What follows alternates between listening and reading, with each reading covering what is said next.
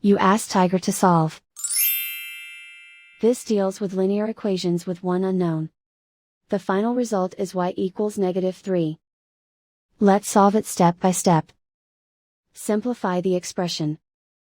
Simplify the arithmetic. Group all constants on the right side of the equation. Add 17 to both sides. Simplify the arithmetic.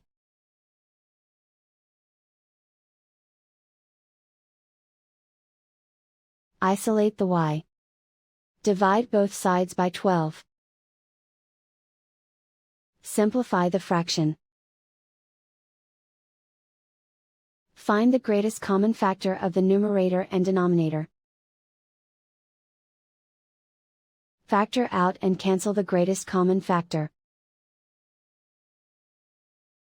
And so the final result is y equals -3.